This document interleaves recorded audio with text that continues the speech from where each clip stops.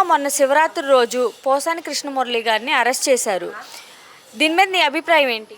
అభిప్రాయం ఉంది, ఆయనకు మెంటలు ఉందామో అటు అరెస్ట్ చేశారేమో అనుకోవటమే కానీ ఆయన వల్ల మా యువతలకి ఏమి ఇబ్బంది లేదు అనుకోవటం ఏమో లేదు. ఎందుకంటే ఆయన చేసిన పనులు బట్టి ఆయనకి శిక్ష అనుభవించడానికి తీసుకెళ్ళారు. కాదు పెద్దమ్మ, మరి పవన్ కళ్యాణ్ గారిని కానివ్వు, అనే హక్కు లేదు కదా. వాళ్ళు మంచివాళ్ళు చేసే పనుల్ని ఎప్పుడైనా నిర్దోషి వాళ్ళు అదని ఇదని ఏదో ఒకటి అంటూ ఉంటారు. కానీ మంచి చేశాడని ఎవరు చెప్పుకోరుగా. చేసిన వాళ్ళు గుర్తించిన వాళ్ళు చెప్పుకుంటారు మంచి అని. నీకు ద్రోహం చేశారని చెప్పి యువతలు కూడా ద్రోహం అనకూడదుగా. అది మంచి అంటారు. ఆయన అంటున్నాడు కదా, పోసాని కృష్ణమురళి పవన్ కళ్యాణ్ ఒక సైకో అని చెప్పి వాళ్ళ ఫ్యామిలీలో వాళ్ళ ఆవిడ్ని వాళ్ళ కూతుర్ని, నీకు ఒక కూతురు ఉంది అని చెప్పి ఆయన అంటున్నాడు కదా.